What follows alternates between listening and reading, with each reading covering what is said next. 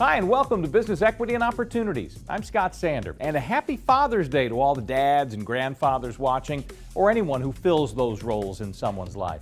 If you're an entrepreneur or a small business owner, you may feel a bit paternal about your business. In many cases, you raise the business from infancy and hope it'll mature and find success, much like a parent's aspirations for their children. This is also an anniversary celebration for us. 2 years ago, Business Equity and Opportunities first went on the air, designed for entrepreneurs and small business owners to educate, inform, and provide necessary skills to start and run a successful small business. The information comes from successful business owners, community leaders, and stakeholders who share their insights to help move the needle of small business success. Our 7 categories are designed to cover the most important and often misunderstood topics you'll need in business. Our show is on every Sunday on Wish TV. We stream live on wishtv.com and post each of our weekly segments and our past resources on our website, beoshow.com. You'll see a QR code pop up through the show. It'll take you straight to the site with those stories. We hope you'll also share those stories and introduce our work to more local businesses. Here's what's ahead as we get started on year 3 of Business Equity and Opportunities. We meet a mother and daughter who are teaching their community how to access wealth. The latest news on this year's disparity study. The president of the Indiana Black Expo has details on the IBE Business Conference. Meet the King of Comfort and discover his unique approach to business. And we get some business advice from the only active owner-driver in the NTT IndyCar Series.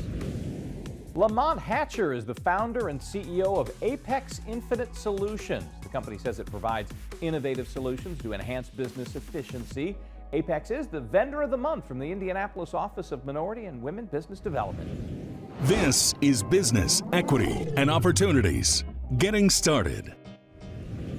Lamont Hatcher, CEO, founder of AIS, or Apex Infinite Solutions. We are a managed service provider here on the north side of Indianapolis. We have 3 different markets, SMB, commercial, or enterprise, and the federal government. So on the SMB side, we're more focused on providing a 24/7 help desk.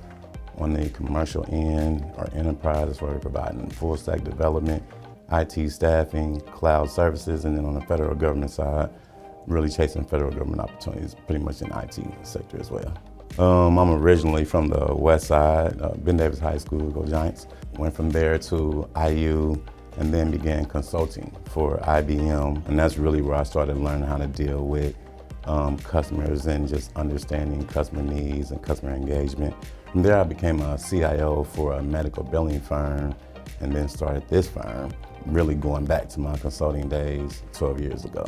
It was 2 things. One, during my early consulting days, I saw what I was billing and what I was making. So that was one. And the second one was when I was a CIO for the medical billing firm, I had a really tremendous, awesome manager who really taught me about running an organization, company culture, employee engagement, etc. And she really encouraged me to go out and start my own. So when I felt like I was ready, I went and had a conversation with her.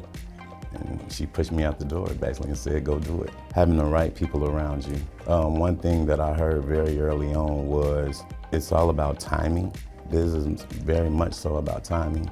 And you have to have the right people around you because it's impossible to be in the right place at the right time. So you need different people in different places to make sure that they're hearing opportunities and saying your name in the right locations when you're not there. Having the minority certification allowed us visibility so that other people were talking about our business besides us, because ultimately, while we can be out, preaching to the choir, we need someone on the other side of town or in another meeting or in another boardroom to be talking about, oh, I know a company, AIS, and that's really what the minority certification did for us. Community engagement is very important. That's one thing we actually pride ourselves on, really over the history of AIS. I was looking the other day at just some of the organizations we supported, and I saw it was like 30 or 40 different organizations that we contributed to, whether it was time, talent, or treasure. In some form or fashion, we've contributed to so many different non-for-profits in the community. That's just really important. So one of our company mantra is forward-thinking innovation that drives efficiency. That's really important, specifically when you're thinking about our SMB customers who don't necessarily have access to the same resources that our larger, more enterprise customers do. So we want to make sure that we're bringing that frame of mind to those specific solutions when we're dealing with them. If you have a business story you'd like to share, tell us about it. We'd love to hear it. Send us an email, beo@wishtv.com. Next, an unbeatable mother and daughter combination, leveraging their own real estate success to help others find their own access to capital. Keep it here.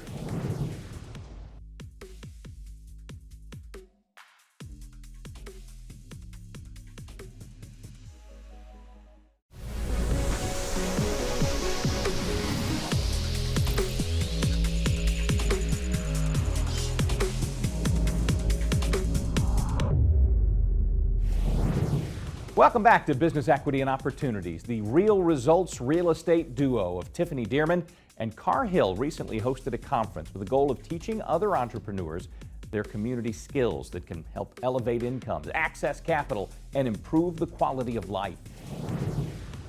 This is Business Equity and Opportunities. Access to capital. My name is Tiffany Dearman. I am founder and CEO of a company called X Factor Coaching, and I'm also an owner and managing broker of Real Results Real Estate. The event that we just had called Elevate 2024, so it was our second year to do it. It was really a vision and inspiration from an agent that's on my team that just happens to be my daughter.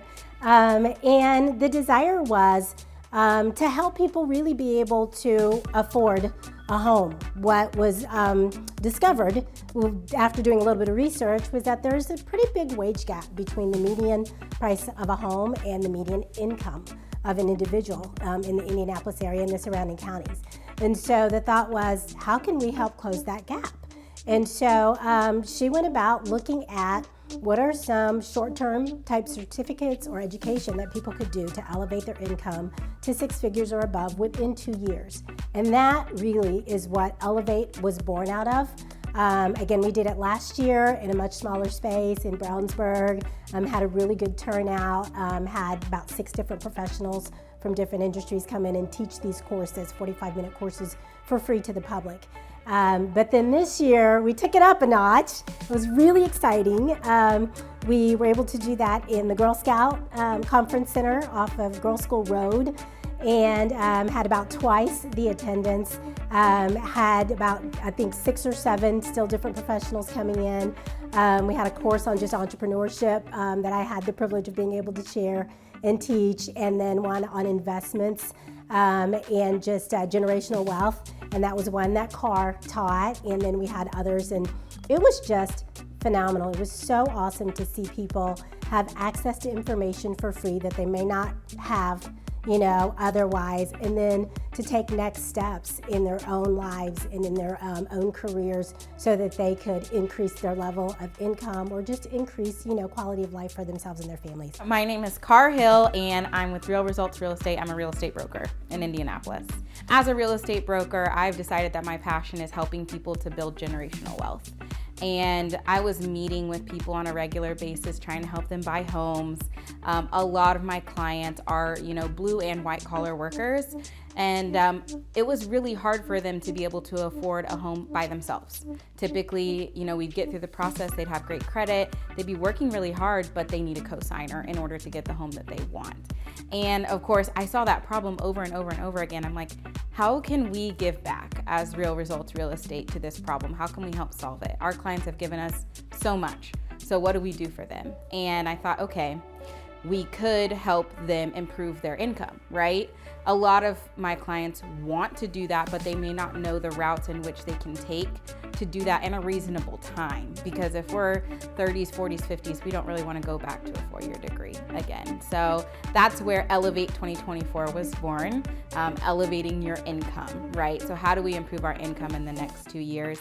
So we had 7 different industries represented at Elevate this year: engineering, business intelligence, data analyst, cybersecurity, permanent makeup and cosmetology, CDL and logistics, real estate investing, and cybersecurity. So there were so many different industries represented. We want to see someone go, to that next step and then really start making that 6 figures.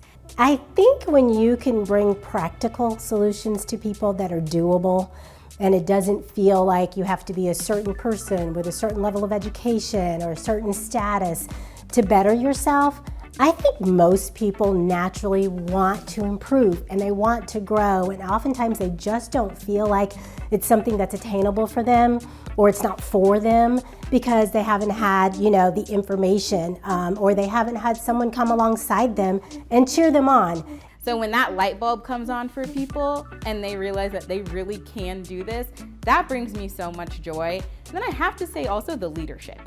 The leadership of the conference, watching how excited they get, watching people in their craft. I get jealous because I can't attend all the workshops. I want to attend every workshop because our workshop leaders are phenomenal at what they do and they love doing it. So I love seeing other people get excited about giving back too.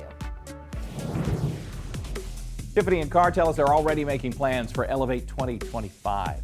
Up next, information about public meetings coming up for the disparity study. They happen this week. We'll show you how you can participate. It's our feature story in This Week in Business. Next.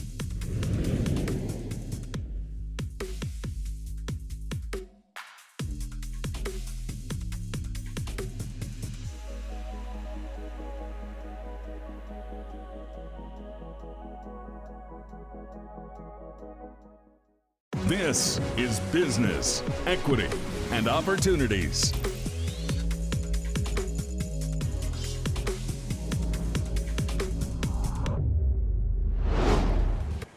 You are watching Business, Equity, and Opportunities. The Indianapolis Office of Minority and Women Business Development and its partners are doing a 12-month disparity study to assess current challenges that local business owners face. David Fredricks is the director of the OMWBD. Marshawn Wolley is the founder of Black Onyx. Together they explain how important the new study may be to shaping future contract opportunities. This is Business, Equity, and Opportunities. This Week in Business. On June 18th, the city's going to kick off the city's disparity study. This is something that happens once every 5 years, and it's an opportunity for anyone that's done business with the city to come and talk about their experience. They'll have an opportunity at the event to learn about the process and then actually share their thoughts and their experiences. The good, the bad, the middling. It's just really a good opportunity to have your voice be heard. What's important about this particular opportunity is that you get a chance to learn about barriers. So we've had, for example, a surge in business formation, particularly in the Black community, and you're seeing the Hispanic population grow, and I think they're growing businesses as well. Those are different dynamics, and so, how has the city adapted? How has the larger business community adapted? And so we'll have an opportunity to hopefully hear from those folks. It's also good for us within the city because it's an opportunity for us to not only hear, but to look retrospectively to look and see what have our practices been like? Have we improved? Are we doing things the right way? Do we need to make changes and pivots? So it's very critical. Like I said, we did the last one in 2019, so we are getting back to our 5-year cycle of doing these. So the 2024 disparity study is going to be vitally important, and especially with all of the changes that are occurring, not only within the city of Indianapolis, but the state and the nation. It's going to be more important for us to have a better understanding of what our processes look like, what things do we need to change and improve and pivot. It's a good determining factor as to whether or not there are enough diverse businesses here locally to take advantage of all those opportunities. And if there's not, then we know that we need to do more work when it comes to growing and developing diverse businesses. If it looks like that there are businesses growing, but the opportunities aren't growing, then we know we need to put more focus on developing more opportunities to match up with the number of businesses that we have. So this gives us an opportunity, like I said, to sort of take a look at the landscape of where we are and to do any sort of reset. But the most important thing is we want to see and learn, are the opportunities out there? Have we been creating more hurdles and obstacles than we have in terms of breaking down barriers, and what do those things look like? But at the same time, we want to get feedback from not only our diverse vendors, but also citizens. We want to know about those who have tried to do business with the city and have been unsuccessful. We want to know about those who've done business with the city and didn't think it was the best opportunity for them or something that they enjoyed, those who have and continue to do business. So we want to learn all of that. And I think it's important, not only to us, but the mayor's also made it vitally important that it's critical for him and his administration to move forward.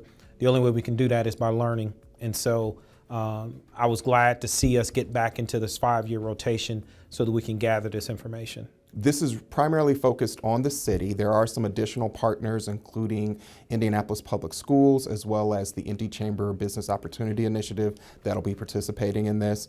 Primarily, we're trying to understand what happened with city procurement. It won't necessarily be an opportunity to talk about state or federal, but my understanding is there will be that opportunity will happen later on in the year. But that'll be a totally different situation. The disparity study takes a lot of time, so it'll probably be about a year before we will get the actual report with recommendations. But in between those times, there'll be opportunities to participate in key informant interviews.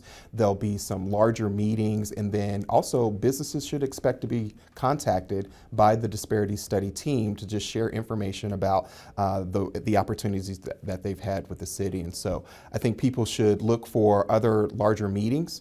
And then maybe expect to get a phone call from the disparity study team. One of the things that I'm always critical and like to see is, we influence diverse businesses to do business with our primes and larger companies as a part of city projects, but are they doing it naturally on their own projects? Are they seeking out and engaging diverse businesses on projects that don't have anything to do with the city? If we see that there's growth in that area, then that means we might be moving in the right direction. If we see that we're not, then that tells us that we need to do some more work in that area. So there's a lot of aspects to it. It's a fascinating project for us to do. It's large in terms of the amount of work and research that it would take place. But I'm glad that we're here. I'm glad that we've got it started, and we've got a great team between Black Onyx and Marshawn's group. BBC is the lead consultant.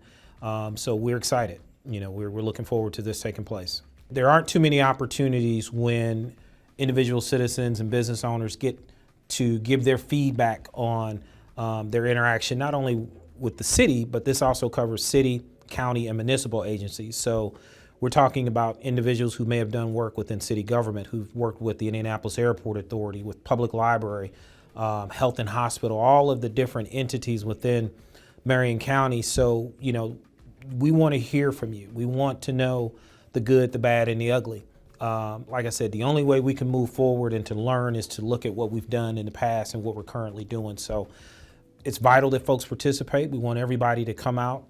And even throughout the rest of the year, as you hear about outreach events and things of that nature, if you got questions about it, reach out to Black Onyx as well as our office to get answers to that. But definitely, we need people to give us their feedback and to participate in this process so that we can have the best and most realistic view of what the disparities look like in the city of Indianapolis and what we need to continue to work on.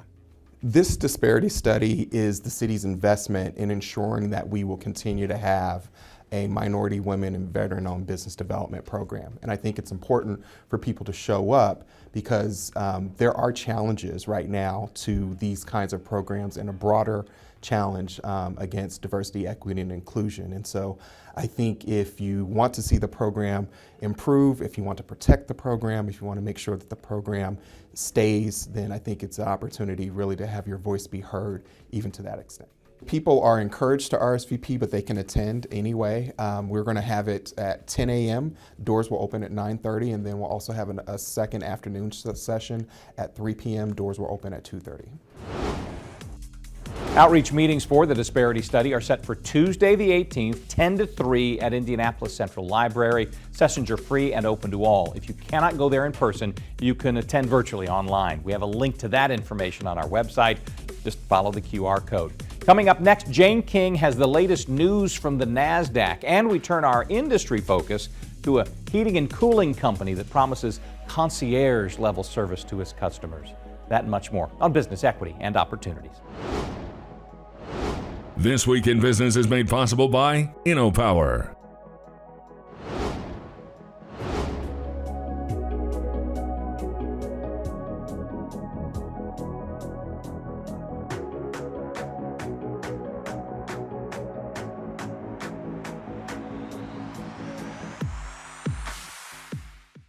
This is Business, Equity, and Opportunities.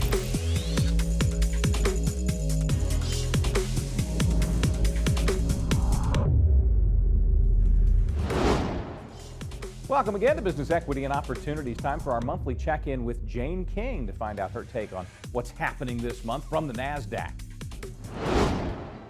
This is Business, Equity, and Opportunities. Accounting and bookkeeping. The average annual cost of owning and maintaining a single-family home reached just over $18,000 in March, according to Bankrate. That was a 26% jump from before the pandemic. Maintenance alone is the biggest piece of that price tag, followed by property taxes and energy costs. In Indiana, the cost of maintaining a home for a year averages just over $12,000. That's less than the national average, but up 27% since 2020. Insurance costs are another factor squeezing homeowners. Well, United Auto Workers president and Kokomo native Shawn Fain is under investigation by a federal court-appointed watchdog. This is according to CNBC, which cites court filings. The Monitor, Neil Borofsky, is investigating whether Fain abused his power as union president, potentially in violation of a 2020 consent decree between the UAW and the Department of Justice. Shawn Fain led the UAW to record contracts with the Big Three late last year. Well, the WNBA reports record TV viewership this season. The league is averaging 1.3 million viewers per game. That triples what they were seeing last season. And about 400,000 people have attended the games in May. That was the first month attendees in 26 years. Eli Lilly's Alzheimer's drug is a step closer to full approval. An FDA panel approved the drug. Now it goes to the full FDA. Approval would give more treatment options for those with Alzheimer's. Well, Microsoft and Google will offer free or discounted cybersecurity services to rural hospitals across the U.S. to make them less vulnerable to cyber attacks. The nation's roughly 1,800 rural community hospitals are among the most vulnerable to dangerous ransomware attacks because they often lack IT security and cybersecurity trained staff. The attacks have put people's health and sometimes lives in danger. Well, the most popular Social Security claiming age of all is the initial age of eligibility, 62. However, taking benefits at 62 means accepting a permanent reduction to your monthly payout of up to 30%, depending on your birth year. Age 66 is the second most popular time to claim the benefit, and age 65, which is the third most popular, is a middle ground approach that attempts to balance patience with a desire to receive benefits while still young enough to enjoy them. Well, diesel prices are the lowest since 2022. That's good news for farmers and the trucking industry, both of which rely on the price of diesel fuel quite a bit for their businesses. The website Fleet Owner looked at data from the Energy Information Administration. It says that the decrease has spread across all regions of the U.S. And U.S. farmers have asked policymakers not to involve food in a trade war with China. The U.S. Soybean Association says we produce a surplus and China has a deficit, and both sides need each other when it comes to food. Ever since the trade war under the Trump administration, the U.S. has lost market share in China, with shipments of soybeans, sorghum, and pork getting hit. Well, investors are talking about the lipstick indicator again. Oftentimes, lipstick sales go up ahead of a recession as women like an affordable luxury. Sephora did recently announce a record sales year, and the consumer research group Circana shows that beauty product growth has been growing. From the NASDAQ market site, I'm Jane King. Next, the president of Indiana Black Expo shares details about the upcoming IBE Business Conference. That's ahead on Business, Equity, and Opportunities.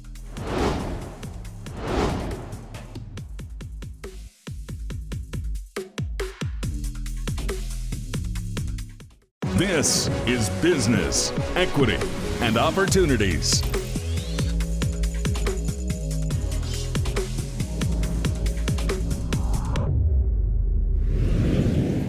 Welcome again. Business, Equity, and Opportunities also likes to give some thoughts on running your business day to day. Indiana Black Expo Business Conference is coming up June 24th and 25th at the Indiana Convention Center. It is a way for minority business owners to learn about opportunities in accessing capital, partnerships, and much more.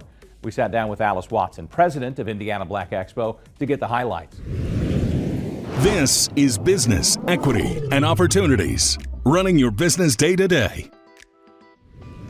I am Alice Watson. I am the president and CEO of Indiana Black Expo. This is a new time for us. We are kicking off for the week on June the 24th. We always kick off with our mayor's breakfast and our business conference. So our business conference is on June 24th.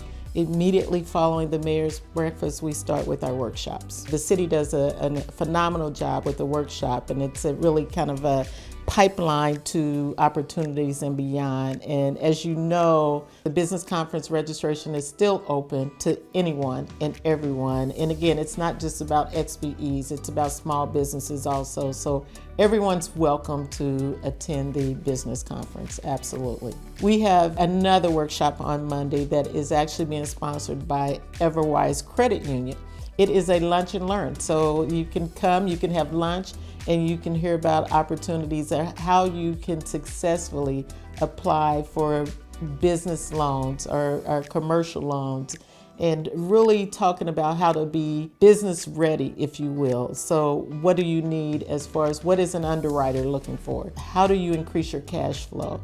Which is very critical for small businesses when they're going after contracting opportunities. It's all about cash flow. How are you able to pay your workers? So that is another one really excited about. Thanks to Everwise Credit Union for that particular workshop again, because they're offering to feed you while you learn. So that is another good one. And it's really, again, just navigating the path to financial resources. So that's another one that happens on that Monday. It's really interesting because you have a lot of businesses who say, oh, I'm too small. They'll never look at me. But this is really an opportunity to network with other businesses so that you can partner and go after some of those larger contracting opportunities. And we really encourage that. Again, you may be a business that you have the nuts and bolts, but you may not necessarily have the expertise or the labor. So there's a lot of networking going on at our business conference. It also gives you an opportunity to meet the decision makers. So you have a lot of procurement decision makers, larger companies are at our business conference, and they participate on the panel. We have another workshop that talks about succession planning and sustainability. So we'll have some experienced business owners who will really talk to businesses about how have they been able to succeed in their particular industry, in their space, and how they're able to pass that on generationally. So a lot of generational wealth conversations will also be had at that conference. So lots of networking. We've had businesses who say that they've come to our business conference year after year after year, and they are really today millionaires or millionaire business owners because they come, they do the networking, they do the partnering. So they look at that as far as capacity building. They learn how to go after additional funding to sustain their business and to grow their business. We will also, that we will have a lot of our Black Business Training Institute, not only the alumni, but those that this current cohort will be attending the conference. So we'll be honoring them and recognizing them for completing a 12-week service, if you will, or classes here. We have our Black Business Training Institute here in the building, so they will also be there. A great opportunity for them to do networking, to grow their business, but also an opportunity for procurement decision makers to meet and greet them and learn about what they're doing. So we train a lot on the elevator pitch story, if you will, so that when they are engaged with a decision maker, these are the things that you want to talk about when you meet with them. They'll talk about their journey and what they've done. We do 2 days of the business conference. That second day, we call it the State Day. That is a day where we will have, we kick off with actually the universities from across the state of Indiana. They do a panel discussion, and again, they talk to businesses about how you go about bidding on their opportunities within their portal. So we'll have the state institutions, and when I say state, that's your IUs, your Purdue's, your Ball States, your Ivy Techs will also be there and present. So really talking to the businesses about how they can actually apply and bid on opportunities within their portal in their industry. We then have the governor's reception, and that is open to the XBE businesses also, and that's really another opportunity to network with state procurement decision makers and at the state office and the government's office. They also recognize some of those businesses and community service folks across the state of Indiana. So that is on that Tuesday. Following that, there's also the Indiana Department of Administration. It's called Preparation Meeting Opportunity, doing business across the state of Indiana. So that takes place also on Tuesday. Running your business day to day is made possible by Circulus Digital Media. If you'd like more information about the Black Expo or the conference or any of the segments you see on today's show, give us a look at beoshow.com. Coming up this hour, we turn our industry focus to the king of comfort and his unusual approach to the service side of heating and cooling. You're watching Business Equity and Opportunity.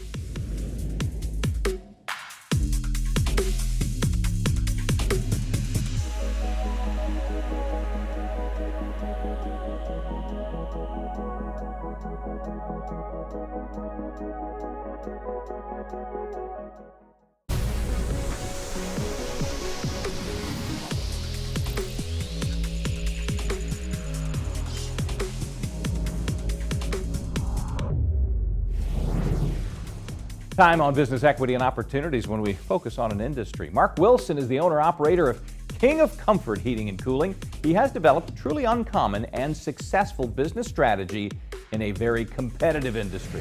This is Business Equity and Opportunities. Industry Focus. I am Mark Wilson, owner of King of Comfort Heating and Cooling. We started the business back in 2003 as King of Comfort Heating and Cooling. Prior to that, I was actually an appliance repair company, and we basically decided that that wasn't the direction we wanted to stay with the company, and we became King of Comfort in 2003. I am actually the founder of the company, so we started it ground up to where we are now. My situation was kind of sparked by a decision to basically stay working for someone and knowing that that would be my end goal, but having the desire to actually do things that they weren't doing at the time and possibly wouldn't be interested in doing, that caused me to strike out on my own and just take the leap and told myself I'm going to just sink or swim, because the parachute was to go back and work for someone if it didn't work out. But I didn't have too much of a plan B, so my plan A was to strike out and start the business and make it work.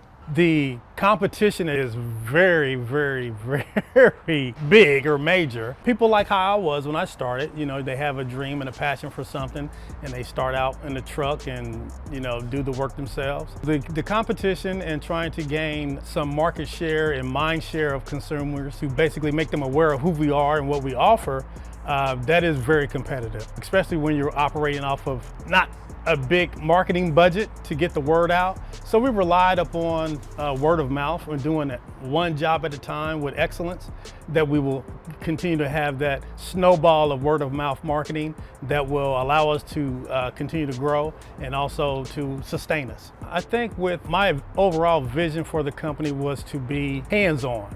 I remember years ago, kind of name dropping here, but there was a gentleman by the name of Eric Dickerson. He had an auto dealership, and he would have a radio show that would come on Sundays, and he would always say that I'm always in the dealership, so come by, I'm always there. That was an approach that I wanted my clients to know, that if you have an issue, you had a concern, you had a question, I'm here, I'm accessible, and my team is here and accessible for you. Do I desire to grow? Definitely I desire to grow, but I also want to maintain that personal touch. I consider ourselves comfort concierge versus, you know, comfort managers or comfort salespeople. And I say that because I want to listen to what your needs are and then try to formulate what's the best need for you, because not all the time is it that you need a furnace or air conditioner replacement. It may just be a tune-up. It may be just adding a humidifier because the air is dry. So I look at what your comfort concerns are and make the personal approach to customize your comfort need. At this time, I am still in a van, so I wear a couple of hats here, but I do have employees. I'm at the point now where I'm trying to wing myself, but still be available for clients in a manner of where they can access me as well. but the goal is to actually reproduce what I am. Even within my technicians that I have now, I'm grooming them and training them for entrepreneurship. I stress to them that it'll be great to have you as a 20-year employee, but beyond that, I would like to see you have your own business. I would like to see you have your own dream if this is something that you want to do. But in the meantime, and stressing that to them, I'm always on the lookout for recruiting opportunities, for bringing other people in, other skilled technicians in, and even acquisition opportunities for growing the company that way by acquiring other companies or opportunities that may present themselves in that manner. The young people that I'm actually bringing in, we have a tendency to look at young people and think that they're a kind of a lost generation, but there are actually solid young people that have a desire to learn a skill, learn a trade, and understanding that they may not be quote unquote college material, and there's nothing wrong with that. We need more plumbers, we need more electricians, we need more heating and cooling guys. We need people who have entrepreneurial desires to be fostered. That's what excites me, and then knowing that heating and cooling is a skill and a trade that's going to be around for a long time. So it's definitely a viable career to get into. I like the consistency of the clientele that we have. I like the relationship that we have with even when we're walking into like a grocery store or something, the excitement that a customer would get, and when they see me out, because they're so used to seeing me in a uniform, and they'll see me in regular casual clothes, and they're like, "Aren't you our heating and air guy?" "Yeah, I am." So I get excited about that just as well, when we're in the community and doing things like that too. And also it's been great for me and my family. On a personal note, I've graduated 2 children from college with their master's degree. I have a daughter who is a truck driver and I have 2 grandchildren with her. And having a business allowed me to see each and every step of their growth, maturity, and be a part of their lives as they move into adulthood. So that was one of the biggest things about starting the business along with my wife, and trying to accommodate our lifestyle and have the quote unquote life and work balance, as they say. So that's the beauty and the things that excite me about the industry, the business, and the future of where King of Comfort can go. If you'd like more on any of our industry-focused segments, visit us at beoshow.com. Scan the QR code, it'll get you there. When we return, the Indy 500 is over, but the racing season is still going strong for Ed Carpenter, only active owner-driver in the series. We dropped by his team's headquarters to find out how one of the most experienced drivers in the business balances driving, ownership, and family.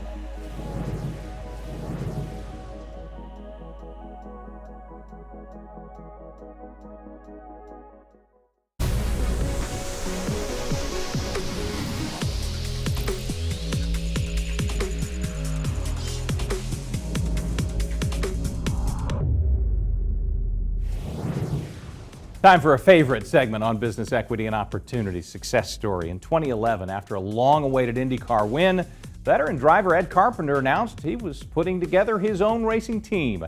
He would be both owner and driver for what became Ed Carpenter Racing, and the responsibilities that go with those jobs, of course. We caught up with him at the team's headquarters on the west side of Indianapolis to find out what it means to manage the business and the pressures of IndyCar, and to learn lessons that can apply to other business owners. This is Business, Equity, and Opportunities Success Story. We're here at Ed Carpenter Racing's, we call it a race shop. Other people would call it a headquarters or something else, but it's our only quarters. So our race shop, garage in the back where they build all our race cars and prepare for all of our NTT IndyCar races, and then kind of we're up in the lobby reception area where our small administration offices are as well. I was driving for Sarah Fisher's team in 2011 and had met a partner and sponsor late 2010 who was trying to help me that year and in 2011, and the timing wasn't really right. I accepted a job with Sarah. Over the course of 2011, we got to know each other more, and actually he called me one night. The president of Fuzzy's Vodka was the company at the time, called me. Heather and I, my wife, we were watching TV. It's probably like 10:30 at night, and they're like, "Hey, we're over at Ruth Chris, your dad's here, Stuart's here, talking about starting a race team." And I was like, "Oh, okay." And Heather was like, "What was that about?" And I'm like, "Oh, Tony, Stuart, and Eric are at dinner and talking about starting an IndyCar team." And she's like, should you go over there? And I'm like, no, it's like 10:30, they've clearly maybe had a Fuzzy's cocktail. I'll see if they're serious tomorrow. And had a conversation the next day, and it was definitely a serious idea. And so it wasn't my idea. It was brought to me, and it was one of those situations where it did seem like a big risk. I had always had desires to own a race team. I never really envisioned starting one while I was still kind of in the middle of my driving career. But when an opportunity comes along like that, and if I would have passed up on it, who knows if that chance would have ever come along again. So, certainly happy that we proceeded forward with it, and it's been a challenge, but it's been fun. I'm kind of the only full-time driver owner, but there's been plenty before me. Michael Andretti did it, AJ Foyt did it, Bobby Rahal, Brian Herta did some of it. So it's kind of been something. Sarah Fisher did it as well. There's always been driver owners. My run's probably one of the longer ones doing it. It was probably more of an adjustment in the early years than what I realized or even accepted at the time. But as you get into the rhythm of it and cadence, and we've got a great group of people here. Our key leadership positions have really been the same since 2012. So with that continuity and over time, it really makes it easier for me to kind of switch on and off of, whether I'm worrying about the business or focusing on being a race driver, at different times of the year and the calendar. It's easier and easier to do that just because of the relationships that we have here and the continuity and just the flow and the routine that we've established, over 10 plus years. Things change, the cars change, the political landscape of the series and sport changes. The core of it, it's very much the same. We're a people-dominated business, meaning, how well we do. The driver's in the spotlight, the cameras see the race car and the driver. But, we have right at 50 people here, and, our success and our failures, it's a team effort always. And that really hasn't changed. Operating a race team has always been challenging. Pretty much 100% of our budget annually is either derived from sponsorship and selling sponsorship, or your ownership group investing money in capital. There's only a couple sports entities in the world that are just making money day in and day out. So it's been a grind in motorsport, whether you're in IndyCar or NASCAR, wherever. It's a challenge and something that I don't think is necessarily worth it unless you really just love what you're doing. In racing, whether it's on track or off track, there's way more things that we can't control than what we can. We can't control the economy, we can't control what our competitors do. We can control the things that we focus on and our processes and how we treat our employees and the culture that we have.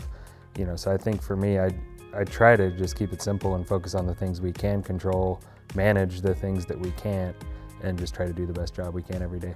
My dad was a leader, a CEO and president of companies, so I felt like I adopted a lot of his, character and attitude towards managing people. I think that's really where I kind of became who I am, just from watching him. He's a partner in the business too, so still a resource that I can lean on. But having quality people and empowering the people that you have to do the job that you've asked them to do, I think is the most important thing.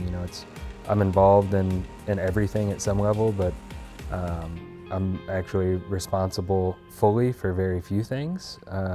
Just a couple of the big things, driving the car and trying to make sure we have the resources that we need. But on a day-to-day, whether it's Tim, who's our team president, or the engineers out back, I want to, at a very basic level, make sure that I understand what they need to do their job, and then do the best that I can to give them as many of those needs as possible.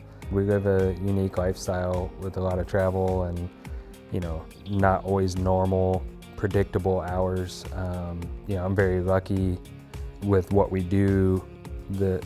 I have a lot of flexibility in my schedule, so I'm probably more fortunate than others in different careers or even employees here, where I can come and go a little bit more to make sure I find the time or create the time to be there with my family when they need me. And at the same time, they're able to really be a part of this and travel with us and kind of be a part of the team.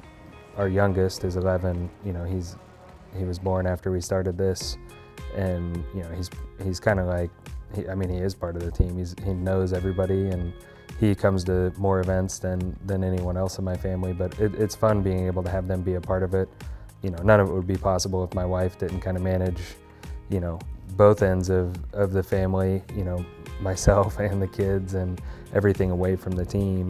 I definitely couldn't make it work without her sacrifice of making it all work, but it's enjoyable for us. The kids travel less now as they get older just because they have their own schedule and lives and friends. When they were younger, they came everywhere, and they probably missed far more school than they should. But they've literally seen the country and been to about every children's museum that I think our nation has to offer. So they've gotten a different type of education around the IndyCar schedule. Professionally, being in the car still is the most enjoyable part of what we do. I do enjoy the dynamic of leading a team and being a part of all our people's lives, but driving the car is still the best thing here, and then from that, on kind of the home side of things, just seeing our kids be successful, whether it's in school, sports, happiness, whatever, just trying to build them, into prepared young adults that will hopefully have a successful launch out of the house here soon. As always, thank you for spending time with Business Equity and Opportunities on this Father's Day weekend. Special thanks to our guests who shared time and stories with us. You'll find a link to all of their segments on beoshow.com. QR code will still take you right there. If you have any questions or suggestions about what you'd like to see, send us an email, beo@wishtv.com. And as we celebrate this, our 2-year anniversary, we hope to continue your business equity and opportunity success with us. Lots more stories to tell, more successes to celebrate. Our sincere hope is that you build a business success story that we can share. Till then, I'm Scott Sander. Have a great day. Business, equity, and opportunities made possible by InnoPower, Bose McKinney & Evans, Gemco, Fifth Third Bank, and Indiana University, Indianapolis.